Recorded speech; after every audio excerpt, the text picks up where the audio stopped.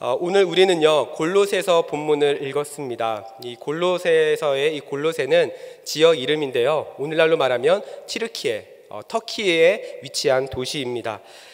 이 골로새서는 이름대로 사도 바울이 이 골로새 교회에 편지를 보낸 그 서신서이죠. 그런데 사도 바울은 실제로 이 골로새 교회를 방문한 적이 없습니다. 그러니까 사도 바울과 이 골로새 교회 성도들이 서로 만난 적이 한 번도 없다는 말입니다. 그런데 어떻게 이 골로새 지역에 교회가 세워질 수 있었을까요? 그리고 사도 바울은 왜 편지를 그 교회에 썼을까요? 오늘 본문 1장 7절을 보니까 이렇게 이야기를 합니다. 제가 읽겠습니다. 이와 같이 우리와 함께 종된 사랑하는 에바브라에게 너희가 배웠나니 그는 너희를 위한 그리스도의 신실한 일꾼이요. 바울은요 7절에서 지금 누구를 소개하고 있습니까? 에바브라라고 하는 사람을 소개하고 있습니다.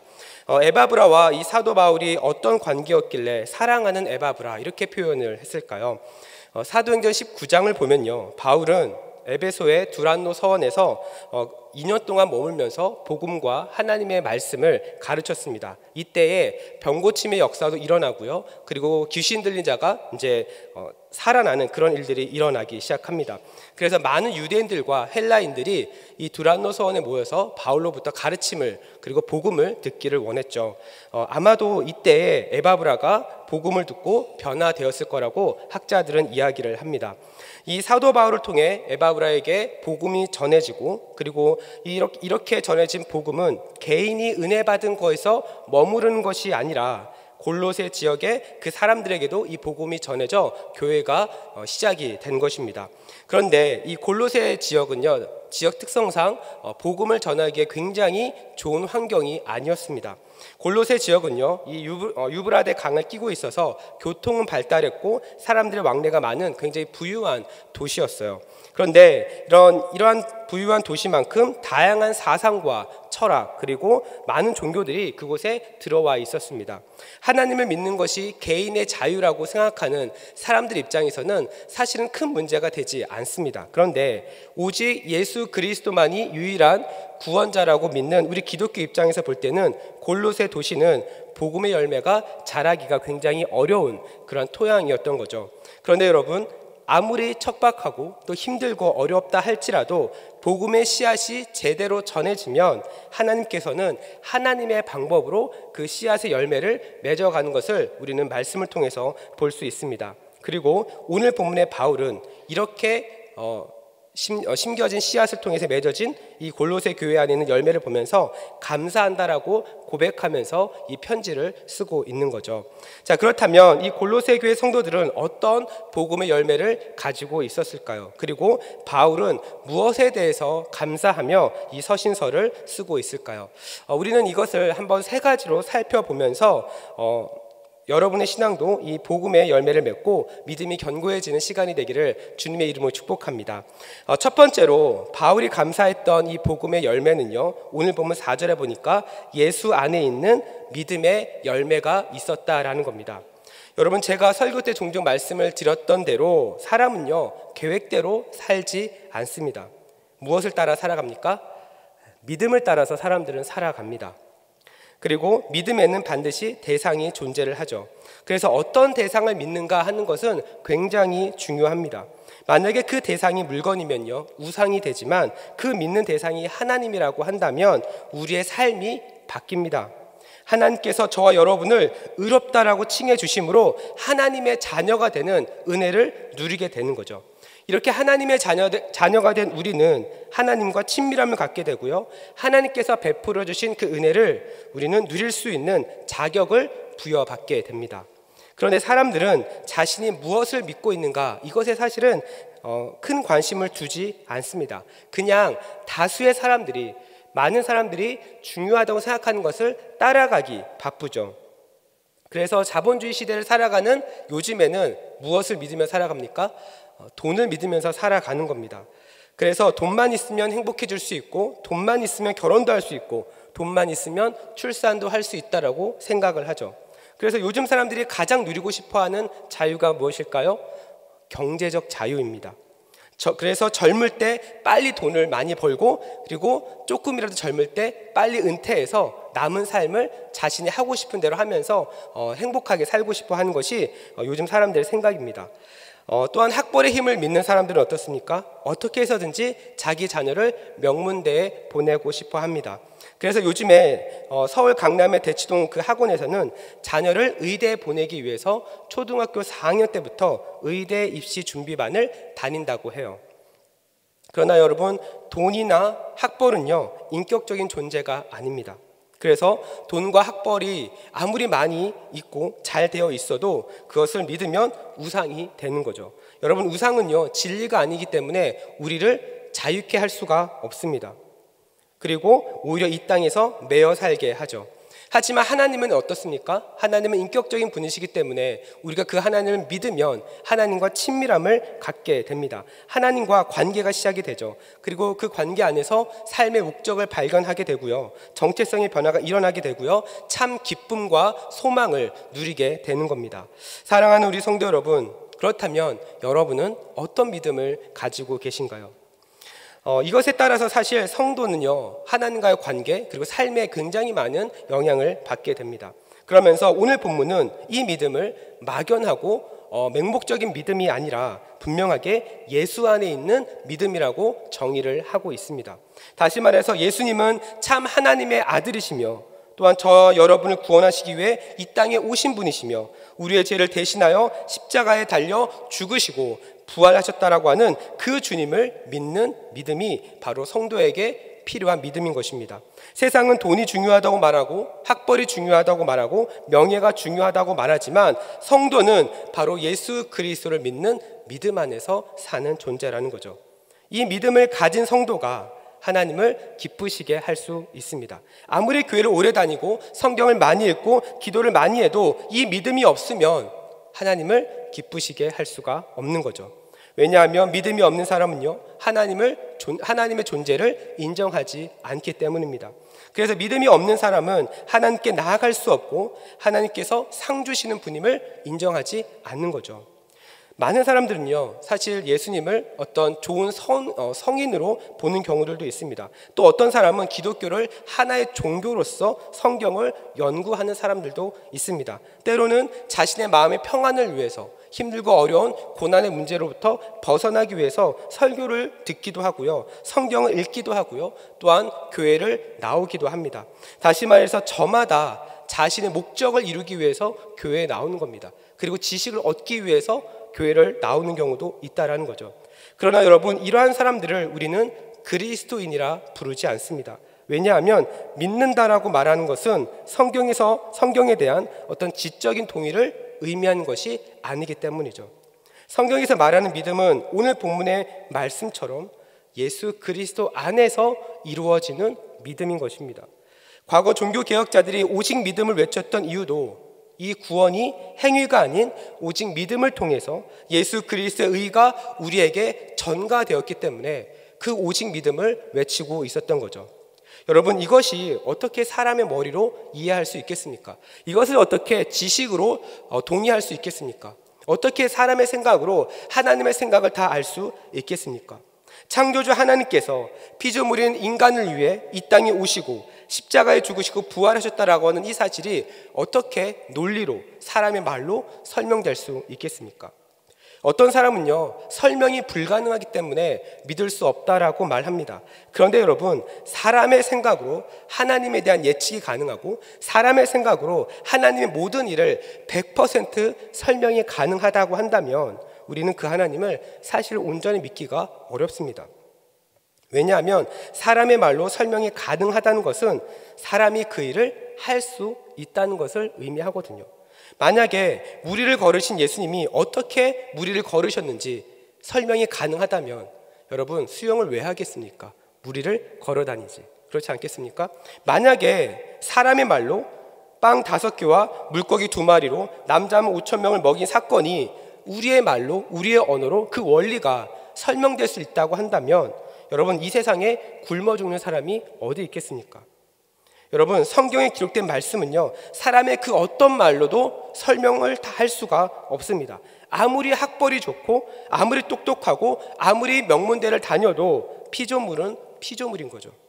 사람의 지식으로, 사람의 언어로 하나님을 완벽하게 설명하고 증거하는 것은 불가능합니다. 고린도전서 1장 25절은 다음과 같이 말합니다. 우리 한 목소리로 읽어보겠습니다. 시작. 하나님의 어리석음이 사람보다 지혜롭고 하나님의 약하심이 사람보다 강하니라. 무슨 말입니까? 하나님께서 자신의 하나뿐인 예수님을 십자가에 죽게 만드신 것이 굉장히 어리석어 보이고, 또한 아무런 저항 없이 십자가에 달려 죽으신 그 예수님께서 하나님이 너무나도 약한 존재인 것처럼 보여도 이 세상에 그 하나님보다 지혜로운 존재가 없고 그 하나님보다 강한 존재가 없다라는 겁니다. 그래서 하나님은요, 이해의 대상이 아니라 믿음의 대상입니다. 그리고 이 믿음은 막연하고 맹목적인 것이 아니라 바로 이러한 예수님 역사를 믿는, 그 안에서 믿는 믿음인 거죠. 과거에는 이 믿음의 신비를 몰랐기 때문에 행위를 강조했습니다. 그리고 믿음만으로 부족하다고 생각했습니다. 그래서 무엇인가를 계속해서 더하려고 했죠. 그래서 무엇이 생겨납니까? 이단들이 생겨났던 것입니다. 여러분, 본래 사람이 하나님 앞에 의롭게 되려면 율법을 완전히 지켜야 했죠. 그래서 바리새인들과 서기관들을, 그리고 유대인들은 누구보다 율법을 지키는 거에 진심이었습니다. 그래서 상대적으로 율법을 지키지 않는 그런 모습처럼 보였던 예수님을 그냥 두고 볼 수가 없었던 거죠. 그런데 과거 누구보다 율법에 진심이었고 또한 율법을 지키면서 살아갔던 사도 바울은 다음과 같이 말합니다. 갈라디아서 3장 11절입니다. 우리 한 목소리를 읽습니다. 시작. 또 하나님 앞에서 아무도 율법으로 말미암아 의롭게 되지 못할 것이 분명하니 이는 의인은 믿음으로 살리라 하였습니다. 여러분, 왜 율법은 우리를 의롭게 만들지 못합니까? 왜 아무도 율법을 지킬 수가 없을까요? 예수님께서 십자가에서 복음을 완성시키기 전까지 모든 사람은 다 죄성을 가지고 있기 때문에 그렇죠. 죄인이기 때문에 그렇습니다. 죄인은 하나님의 율법을 완벽하게 지킬 수가 없습니다. 하나님의 율법을 주신 목적은 죄를 깨닫게 하기 위함이지 율법을 통해서 구원을 이루는 목적이 아니라는 거죠.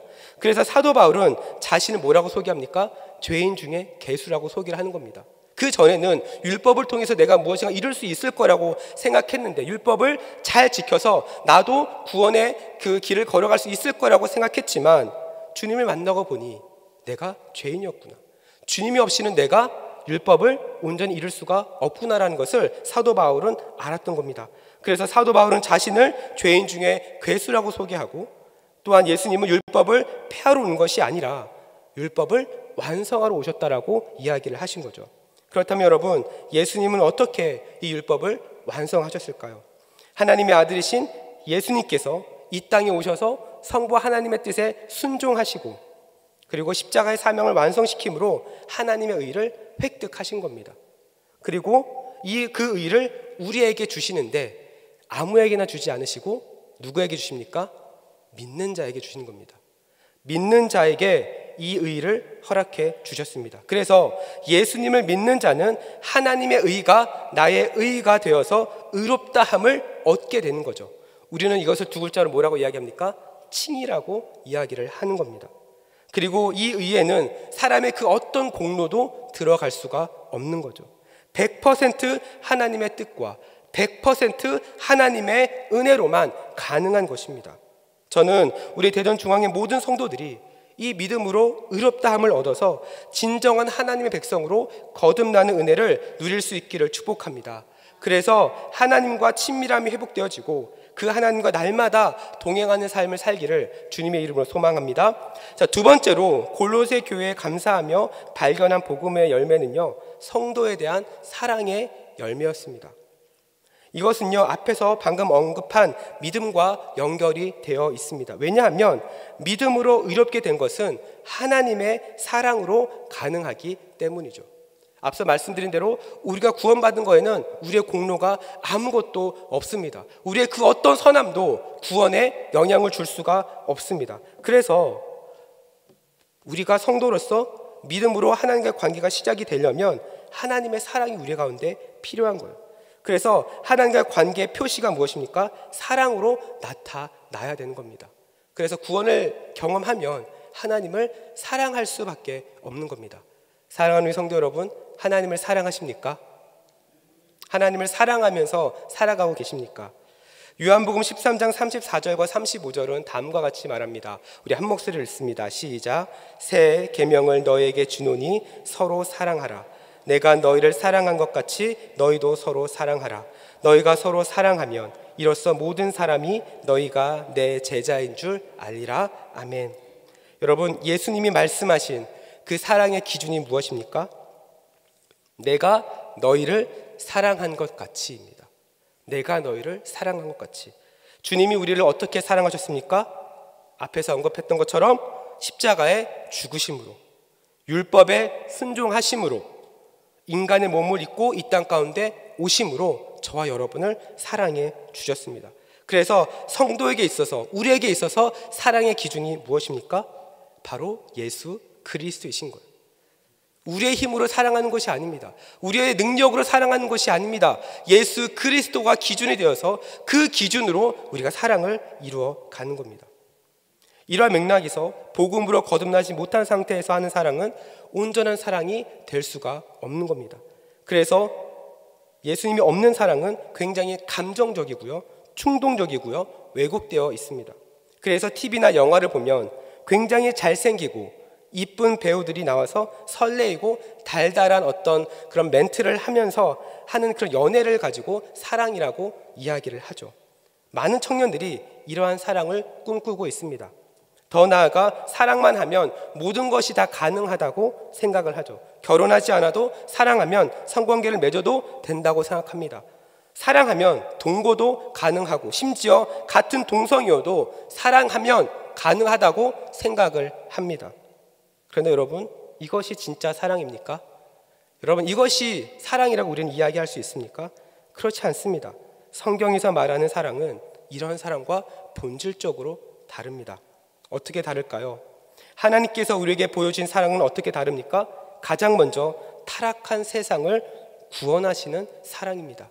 우리가 잘 아는 요한복음 3장 16절 말씀 우리 한 목소리로 한번 읽겠습니다. 시작. 하나님이 세상을 이처럼 사랑하사 독생자를 주셨으니 이는 그를 믿는 자마다 멸망하지 않고 영생을 얻게 하려 하심이라. 하나님께서 세상을 구원하셨습니다. 여러분, 그 구원의 근거가 무엇입니까? 사랑입니다. 세상을 사랑하셨기 때문입니다. 그런데 여기서 말하는 세상은 단순히 눈에 보이는 그런 세상을 의미하지 않습니다. 하나님의 뜻을 의지적으로 거부하면서 비성경적인 가치관을 따라 살아가는 사람들, 그리고 그런 구조를 만들어내는 그러한 세상, 이러한 세상을 이야기를 하는 겁니다. 그래서 요한복음 3장 16절에서 말하는 세상을 이처럼 사랑하셨다라고 하는 것은 무엇을 의미할까요? 이러한 세상이라 할지라도, 이렇게 악한 세상이라 할지라도 하나님은 포기하지 않으셨다는 겁니다. 그래서 하나님은 가장 먼저 믿는 제자들과 어떤 성도들에게 무엇을 말씀하셨습니까? 땅 끝까지 이르러 복음을 전해라. 소망 없고 구원이 없고 하나님 뜻을 반대되어서 살아가는 그 사람들에게 진짜 복음이 무엇인지, 진짜 좋은 소식이 무엇인지 너희가 가서 전해라. 이것을 말씀을 하시는 겁니다. 그리고 마지막에는 하나님의 심판이 임하겠지만 그 복음을 전함으로 하나님은 누구보다 모든 사람들이 회개하고 주님께 돌아오기를 원하시는 분이죠. 이것이 바로 죄로 가득한 이 세상을 사랑하시는 하나님의 방법입니다. 또한 하나님이 우리를 사랑하신 또 다른 방법은요, 하나님께서는 하나님의 백성을 끝까지 붙드시는, 그리고 인도하시는 사랑이라는 겁니다. 우리가 잘 알고 있는 로마서 8장 28절 말씀 우리 한 목소리를 읽겠습니다. 시작. 우리가 알거니와 하나님을 사랑하는 자 곧 그의 뜻대로 부르심을 입은 자들에게는 모든 것이 합력하여 선을 이루느니라.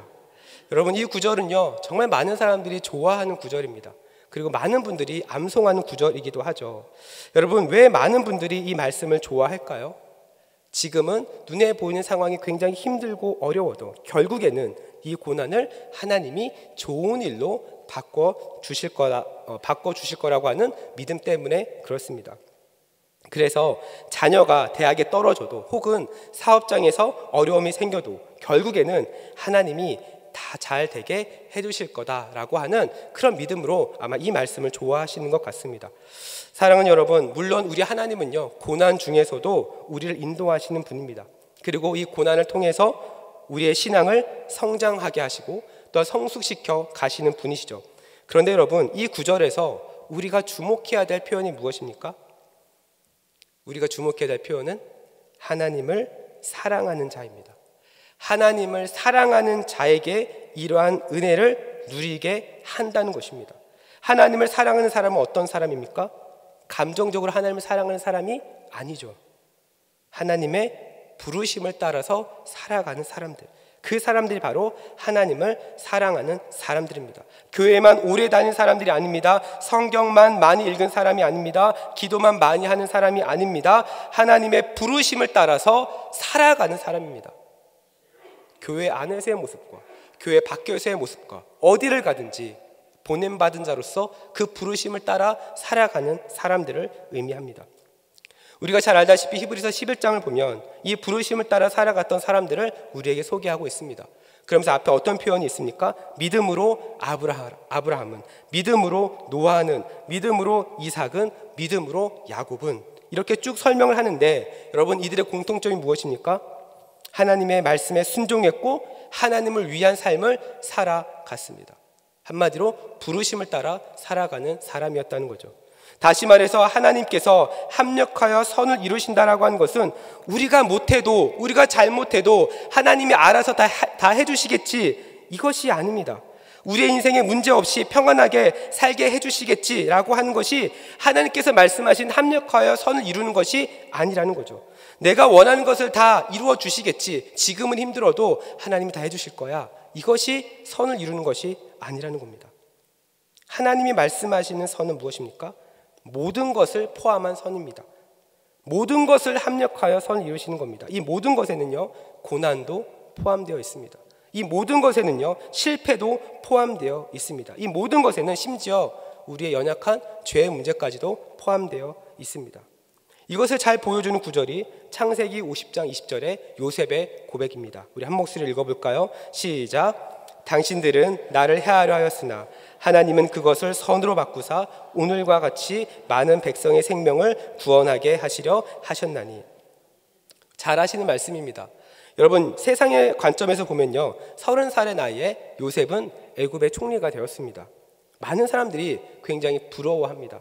많은 사람들이 요셉이 하나님께 쓰임받아서 애굽의 총리가 됐다라고 생각을 합니다. 그러나 여러분, 우리가 알다시피 요셉은 단 한 번도 하나님, 저 애굽의 총리 되게 해주세요, 기도한 적이 없습니다. 단 한 번도 요셉은 세상적인 유익을 구한 적이 없습니다. 세상의 성공을 기대한 적도 없습니다. 오히려 요셉은 어린 나이에 인신매매 당했고 억울하게 누명 쓰고 감옥에 갔습니다. 그럼에도 요셉은 하나님을 향한 원망과 불평을 하지 않습니다. 그리고 우리가 읽은 그 말씀에, 창세기 말씀에서 우리가 무엇을 발견합니까? 합력하여 선을 이루시는 그 하나님을 고백하는 것은 요셉이 얼마나 하나님을 사랑했는지를 우리는 알 수 있는 거죠. 사랑하는 여러분, 하나님을 사랑하는 자는 나의 꿈을 위해, 성공을 위해 하나님을 이용하는 사람이 아닙니다. 하나님을 위한 삶을 사는 겁니다. 나를 위한 것이 아니라 하나님을 위한 삶, 나의 유익을 구하는 것이 아니라 하나님의 유익을 구하는 삶, 이것이 바로 하나님을 사랑하는 사람의 모습이죠. 출애굽기 20장 6절은 다음과 같이 말합니다. 우리 한 목소리를 읽겠습니다. 시작. 나를 사랑하고 내 계명을 지키는 자에게는 천대까지 은혜를 베푸느니라. 여러분, 이 구절도 마찬가지입니다. 이 구절에서 어떤 것이 우리의 마음에 들어옵니까? 천대까지 은혜를 베푸신다. 아, 하나님은 천대까지 은혜를 베푸시는 분이구나, 좋으신 분이시구나. 여러분, 우리는 끝까지 말씀을 잘 봐야 됩니다. 조건이 무엇입니까? 나를 사랑하고 계명을 지키는 자. 그냥 은혜를 베푸시는 것이 아닙니다. 하나님을 사랑하고 그 말씀에 순종하는 사람들입니다. 저는 우리 대전 중앙의 모든 성도님들이 감정적이고 쾌락적인 사랑에 마음을 빼앗기지 않기를 축복합니다. 오히려 여러분을 구원하시고 여러분을 사랑하시고 그 하나님의 사랑을 통해 여러분의 인생 가운데 천대까지 베푸시는 그 하나님을 신뢰함으로 말씀을 따라 순종하는 여러분의 삶이 되기를 축복합니다. 그래서 여러분의 모든 삶의 자리마다, 가정마다 그 은혜가 풍성하게 흘러갈 수 있기를 주님의 이름으로 축복합니다. 마지막 세 번째로 바울이 골로새 교회에 감사하면서 발견한 복음의 열매는요, 하늘에 쌓아둔 소망이 있었다라는 겁니다.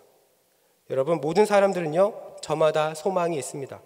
그런데 성경이 말하는 소망은 흔히 사람들이 생각하는 희망사항이나 어떤 막연한 꿈이나 자신이 이루고 싶은 그 무엇이 아닙니다. 그런 기대가 아닙니다.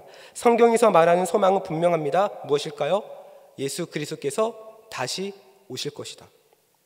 이것을 골로새 교회 성도들은 하늘에 쌓아둔 소망이라고 이야기를 하고 있습니다.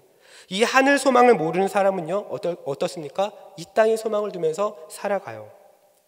이 땅에서 무엇인가 이루어 보려고 합니다. 그런데 여러분, 지금 우리가 사는 이 세상에 정말 소망이 있습니까? 진짜 소망이 있습니까? 젊은 청년들이 한국을 말할 때 쓰는 표현 중에 헬조선이라고 하는 표현이 있습니다. 들어보셨나요? 헬조선. 여기서 말하는 헬은 무엇입니까? 지옥입니다. 영어로 지옥이라는 뜻이에요. 젊은 청년들은 한국에서 사는 삶이 지옥같이 힘들고 너무 어렵다라는 겁니다. 청년들이 이렇게 느끼는 이유가 다양하게 있겠지만 분명한 것은 이 땅에는 소망이 없다는 겁니다. 그래서 제가 설교를 준비하면서 기사 하나를 발견했는데요. 이런 제목의 기사였어요. 헬조선서 사느니 탈조선하겠다. 연 2만 명 한국 국적 포기. 이런 기사를 발견을 했어요. 무슨 말입니까? 한국엔 소망이 없으니 국적을 바꿔서라도 다른 나라 가서 살겠다는 거예요. 그래서 최근 5년간 한국 사람들이 많이 받은 시민권이 미국과 캐나다라고 합니다. 저도 미국에서 있을 때 한국에 간다고 했을 때 많은 분들이 저에게 질문을 하셨어요. 그리고 심지어 한국에 계신 분들도 저에게 질문을 하셨어요. 질문은 동일합니다. 왜 들어갑니까? 왜 들어오려고 합니까? 굳이 거기를 냅두고 왜 굳이 한국에 오려고 합니까? 이 말을 저에게 참 많이 했었어요. 그런데 여러분, 미국 가고 캐나다 가서 살면 소망이 있을까요? 물론 소망이 있는 것처럼 보이겠죠? 그러나 그 소망도 결국에는 영원히 누릴 수 있는 소망이 아닙니다. 빌립보서 3장 20절은 우리의 소망이 어디에 있는지를 분명하게 보여줍니다. 우리 한 목소리를 읽겠습니다. 시작. 그러나 우리의 시민권은 하늘에 있는지라 거기로부터 구원하는 자 곧 주 예수 그리스도를 기다리노니. 우리의 시민권이 하늘에 있다라고 이야기합니다. 무슨 말입니까? 한국에서 한국 시민권자로 살아갈 때 한국에서 주는 혜택이 있는 것처럼 하나님 나라 백성으로 하늘의 시민권을 가지고 살아갈 때 누릴 수 있는, 하나님으로부터 누릴 수 있는 은혜가 있다라는 겁니다. 그리고 하늘 시민권의 또 다른 의미는요, 이 땅에서의 삶은 나그네라는 거예요. 다시 말해서 성도는 돌아갈 집이 있는 사람이라는 겁니다. 이 땅에서 영원한 삶을 꿈꾸면서 사는 것은 마치 하나님 나라에 좋은 집을 냅두고 캠핑장에서 텐트 치면서 나 여기서 영원히 살 거예요 라고 말하는 것과 같습니다. 여러분, 아무리 캠핑을 좋아하고 비싸고 좋은 장비들을 가지고 있어도 캠핑장에서 평생 살아야 한다면 좋아할 사람 누가 있겠습니까? 이 땅에서의 삶이 마치 이것과 같아요. 좋은 차를 타고 좋은 집에 살아도 하늘 소망에 비하면 아무것도 아닌 겁니다. 그런데 사람들은요, 이 땅에서 평생 살 수 있을 거라고 생각합니다. 평생 누리면서 살 것을 기대하면서 그것을 마치 영원히 이룰 것처럼 살아갑니다. 그런데 여러분, 시편 84편을 보니까 다음과 같이 말합니다. 우리 한 목소리를 읽겠습니다. 시작. 주의 궁정에서 한날이 다른 곳에서의 첫날보다 나은즉 악인의 장막에 사는 것보다 내 하나님의 성전 문지기로 있는 것이 좋사오니.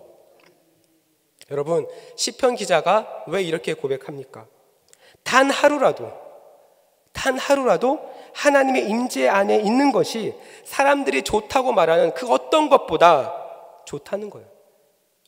사람들이 좋다고 말하는 집, 좋다고 말하는 여행지, 좋다고 말하는 그 어떤 곳에서 첫날을 보내는 것보다 자신이 비록 문지기를 할지라도 성전에서 하루 보내는 것이 훨씬 더 좋다는 겁니다. 여러분, 시편 기자가 이렇게 고백할 수 있는 이유가 무엇입니까? 이 시편 기자의 소망이 어디에 있기 때문입니까? 하나님의 성전에 있기 때문에 그래요. 사랑하는 성도 여러분, 그렇다면 여러분은 어디에 소망을 두고 살아가고 계십니까? 복음을 듣고 거듭났다라고 하는 것은요, 말로 설명할 수 없는 신기한 일이 생기는 것이 아닙니다. 교회를 다니면 기적을 막 체험하는 것이 아닙니다. 물론 하나님께서는 저와 여러분 인생 가운데 기적을 베푸시는 분이십니다. 그러나 여러분, 그것이 우리가 교회를 다니는 목적은 아니죠. 골로새서 3장 1절은 분명하게 우리에게 이야기합니다. 한 목소리를 읽습니다. 시작. 그러므로 너희가 그리스도와 함께 다시 살리심을 받았으면 위의 것을 찾으라. 거기는 그리스도께서 하나님 우편에 앉아 계시느니라. 사랑하는 성도 여러분, 성도는 어떤 사람입니까? 땅의 것이 아니라 위의 것을 구하는 사람입니다. 왜냐하면 참된 소망이 하나님께 있기 때문이죠. 이 진리를 깨닫지 못하면요, 하늘 소망에 대한 말을 들어도 그것이 오히려 더 비현실적이라고 이야기합니다. 어떻게 이 땅에 살면서 하나님의 소망, 하늘 소망을 구할 수 있겠느냐? 눈에 보이지 않는 그것, 내 손에 붙잡히지 않는 그것이 어떻게 존재할 수 있냐라고 사람들은 생각합니다. 오히려 그것이 비현실적이라고 말하죠. 그러나 여러분, 진짜 현실은 무엇인 줄 아십니까? 이 땅에 사는 모든 사람은 나이가 많고 적음과 상관없이 죽음을 향해서 가고 있고, 죽는 그 순간 이 땅에서 가져갈 수 있는 것은 아무것도 없다는 겁니다. 사랑하는 여러분, 저는요, 지금 이 땅에 있는 것이 모두 다 소용없다고 하는 것을 이야기하는 것이 아닙니다. 이 땅의 삶을 부정하는 것도 아닙니다. 이 땅에서 열심히 일하고 잘 사는 것도 중요합니다. 하지만 사람들이 중요하다고 말하는 것, 인생의 소망이라고 말하는 것은 하나님 나라에 비하면 정말 작고 너무나도 지극히 작은 일부분일 뿐이라는 거예요. 이 부분을, 이 진리를 알지 못하면요, 삶의 균형이 무너집니다. 이 소망을 알지 못하면 우리는 이 땅에 살면서 계속해서 자유하지 못하고 매이는 삶을 살아가는 겁니다. 그러다가 결국에는 허무하게 삶을 마무리하게 되는 겁니다. 사랑하는 우리 성도 여러분, 저는 우리 대전중앙의 모든 성도님들이 하늘의 소망을 쌓으며 사는 인생이 되기를 주님의 이름으로 축복합니다. 그래서 허무하게 끝나는 인생이 아니라 하나님 나라의 시민권자로 영원하신 하나님 나라를 꿈꾸며 살아가는 그러한 인생이 되기를 주님의 이름으로 축복합니다. 말씀을 정리합니다. 사랑하는 우리 성도 여러분, 하나님께서 우리에게 허락하신 그 복음을 믿는 삶은 예수 믿고 살다가 천국에서 만나는 삶이 아닙니다. 오히려 이 땅에 사는 동안 하나님의 뜻을 이루면서 살아가는 삶, 하나님께서 우리가 허락하신 사명, 그리고 보내심을 받은 자로서의 삶을 이 땅 가운데서 이뤄가면서 사는 겁니다. 그 과정에서 우리가 하나님의 뜻이 이 땅 가운데 이루어진 것을 우리가 누렸을 때 우리는 하나님의 나라를 꿈꿀 수 있게 되는 거죠. 이러한 삶은요, 교회를 다닌다고 그냥 되는 것이 아닙니다. 저절로 이루어지는 것이 아닙니다. 복음의 열매를 통해서 믿음의 진보가 계속해서 일어나야 하는 거죠. 어떻게 이것을 이룰 수 있습니까? 오늘 우리는 골로새 교회를 통해서 세 가지를 봤습니다. 첫 번째는 예수 안에 있는 믿음, 두 번째는 사랑, 세 번째는 하늘에 쌓아둔 소망입니다. 여러분, 이 세 가지 중에 여러분은 어떤 열매를 맺으면서 살아가고 계신가요? 저는 우리 대전중앙의 모든 성도들이 이 골로새 교회처럼 복음의 열매로 충만한 교회가 되기를 정말 소망합니다. 더 나아가 이 자리에 앉아있는 여러분 모두가 이 복음의 열매를 통해서 믿음의 진보가 나타나고 하나님과 동행하면서 하나님 앞에 귀하게 쓰임받는 여러분의 인생이 되기를 주님의 이름으로 축복하며 기도하며 나아가겠습니다. 우리 함께 기도하겠습니다.